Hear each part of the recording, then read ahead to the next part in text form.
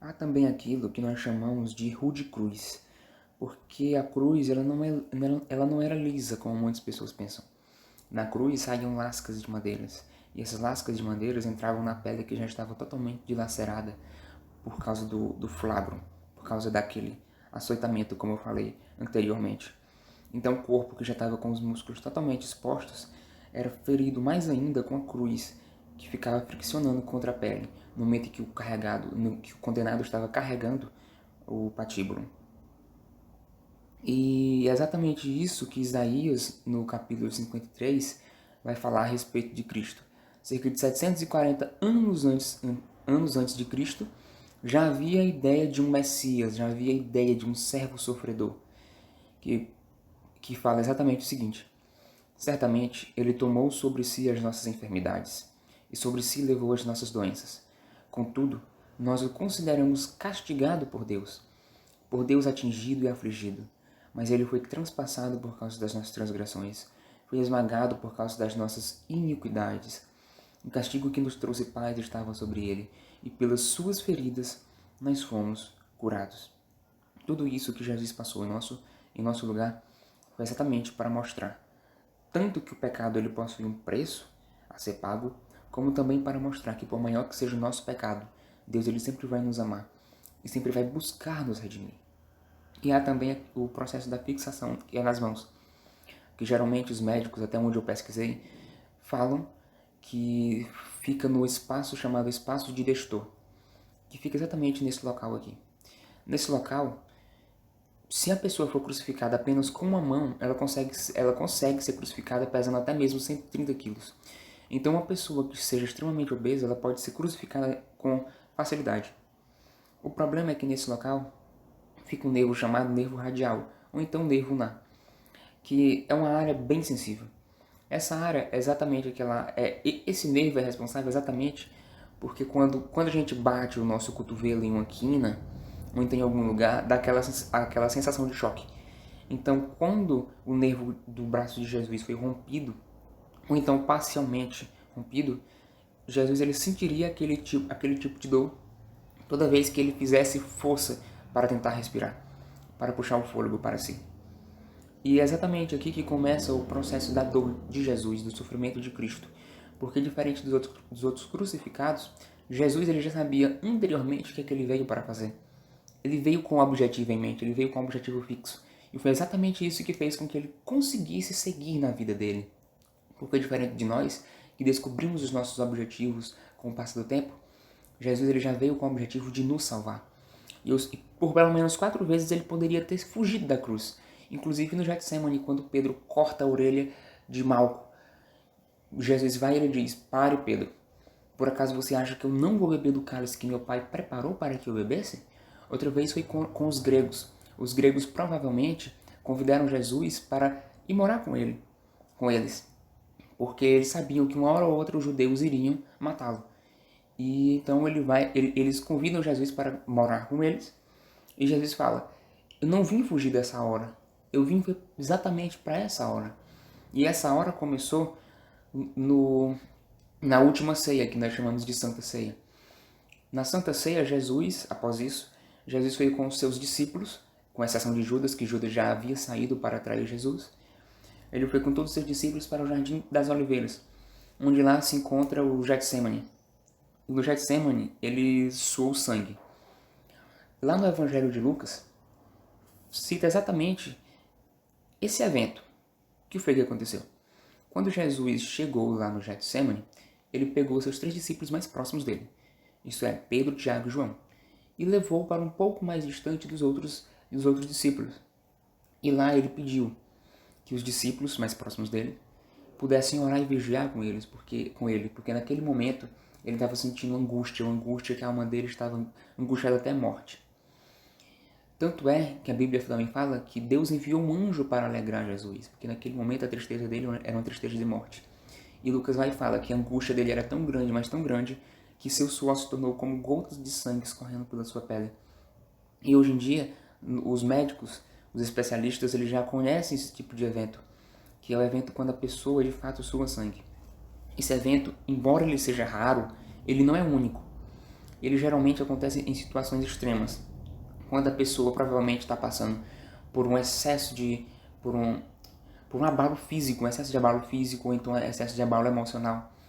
E então o coração ele começa a bombear mais sangue, o sangue que está passando, dilatando os capilares sanguíneos, rompe esses capilares sanguíneos e então sai, se encontra com as glândulas sudoríparas e aí eles correm pela pele como se fossem gotas de fato de sangue. E nesse momento, Jesus ele volta por cerca de 3 vezes para falar com seus discípulos, pedindo humildemente que eles pudessem orar com Cristo, mas eles não conseguem nem sequer ficar de olhos abertos. E nesse momento, Jesus ele é entregue nas mãos dos malfeitores e todos os seus discípulos fogem. Então, nesse momento aqui, além de Jesus ele está com excesso de abalo físico e emocional, ele também está se sentindo abandonado por aqueles que ele mais amou, por aqueles que ele mais confiou. Mas ele sabe que aquele que ele mais confia não era nos seus 12 discípulos. Na verdade, aquele que ele mais confiava era em Deus. E nesse momento ele confia totalmente em Deus a sua vida. E nós devemos também tomar como exemplo esse exemplo de Jesus, para colocarmos em prática na nossa vida. Por mais que tudo possa parecer difícil para nós, podemos sempre confiar em Deus. Ainda que as circunstâncias pareçam adversas, Deus sempre estará ao nosso lado. E eu coloquei essa imagem aqui porque enquanto eu meditava, orava, lia a Bíblia, eu pude perceber uma coisa interessante. Como vocês podem lembrar, eu coloquei alguns slides atrás que tudo aquilo que havia no Antigo Testamento representava o Cristo que haveria de vir. Inclusive o sumo sacerdote. O sumo sacerdote era aquele que representava literalmente o sumo sacerdote que era Cristo. Então ele tinha o objetivo de preparar o caminho para o Messias que viria. E nesse momento o sumo sacerdote é Caifás. Só que com um problema. Ele era o representante. Esse de fato era o líder. Os dois estão cara a cara. Mas ao invés do representante reconhecer o seu líder, o tipo, o símbolo, reconhecer a imagem exata daquele que é, ele na verdade resolveu mandar crucificar Jesus. Então o coração do ser humano é de fato duro. O coração do ser humano é de fato pecador. Tanto é que ao invés do sumo sacerdote, daquele que deveria guardar a lei, daquele que deveria reconhecer o Cristo, ao invés de reconhecer o Cristo de fato, mandou foi crucificá-lo. E nesse momento, Jesus ele passa por cerca de 6 julgamentos. Todos esses julgamentos foram injustos. Ele começa por Anás, passa por Caifás e vai até Pôncio Pilatos. Por Pôncio Pilatos ele passa cerca de 2 vezes. E nesse processo aqui também ele foi cerca de 6 horas. E é importante lembrar que durante essas 6 horas Jesus ele não comeu nem bebeu. Então, além dele estar com toda certeza abalado fisicamente, porque ele já havia sido machucado pelos soldados, além dele estar abalado emocionalmente, porque ele já havia sido também abandonado por aqueles que ele mais amava e sabia aquilo que ele ia passar naquela cruz, ele também estava desidratado, porque certamente a última vez que ele havia comido seria por volta das 8 horas da noite. Então, já teria passado muito tempo após isso. E ele, com toda certeza, estava fraco. Além de que, o percurso do caminho do julgamento, ele andou por cerca de 4 quilômetros, do Jardim do Getsêmani até o Gólgota. Por quê? Porque os judeus eles ficaram levando Jesus de um lado para o outro. Inclusive, quando ele foi para Pôncio Pilatos pela primeira vez, como vocês sabem, Pôncio Pilatos mandou ele para Herodes, e Herodes devolveu ele para Pôncio Pilatos, para que então Pôncio Pilatos pudesse crucificá-lo. E eu acho também interessante que todos os evangelhos eles falam a respeito da vida de Jesus, mas o evangelho que eu mais gosto é o evangelho de João. Tanto pelo fato de que João ele escreve não apenas para um determinado povo, mas também um evangelho para o mundo. O Cristo que é para todos, baseado até mesmo em João 3, versículo 16, que Deus amou o mundo de tal maneira que deu seu Filho único para que todo aquele que nele crê não pereça, mas tenha vida eterna. Ele cita relatos que os outros evangelistas não citam. E um desses relatos é exatamente o encontro de Cristo com Pôncio Pilatos. Nesse encontro, ambos conversam. Mas Pôncio Pilatos, certa vez, ele faz uma pergunta para Cristo se ele de fato é o rei dos judeus. E Jesus ele não fala absolutamente nada. Na verdade, ele apenas diz que o que ele veio fazer nesse mundo foi testificar, foi testemunhar a verdade. E Pilatos pergunta para ele o que é a verdade. Só que o problema é que a verdade estava na frente dele. E Pilatos não conseguia discernir o que de fato era a verdade. Embora Pilatos tenha conseguido reconhecer que de fato Jesus era o rei dos judeus, tanto é que na hora da crucificação ele manda escrever no títulos as palavras Jesus de Nazaré, rei dos judeus, ele não conseguiu discernir de fato quem era o Cristo, de fato quem era Jesus. E então, Pôncio Pilatos, e também aqui tem uma coisa muito importante que eu gostaria de falar. Lá no capítulo 19 de João, o grande sacerdote, o sumo sacerdote, Caifás, ele convence toda a multidão a mandar crucificar Jesus. Mesmo assim, Pilatos ele não queria crucificar Jesus. Só que chega um momento que Caifás vai e fala: esse homem ele se diz o Cristo. Esse homem ele se diz o Messias, o Filho de Deus. E durante todo o processo anterior, Pilatos não tinha ficado com medo, não tinha sequer ficado assustado. Porém, nesse momento que Caifás fala que ele se diz Filho de Deus, Jesus, o João relata que Pilatos ficou com medo. Agora eu pergunto, por que Pilatos ficou com medo? Eu não tenho tanto tempo para explicar nesse slide aqui por que Pilatos ficou com medo. Eu vou deixar para vocês como dever de casa para que vocês possam pesquisar. Ou, caso vocês queiram, eu posso fazer um outro vídeo especificamente para falar a respeito disso. Só deixe nos comentários se vocês de fato querem que eu faça isso. Se vocês quiserem, eu faço. E então, infelizmente, Pilatos teve que condenar Jesus Cristo à crucificação.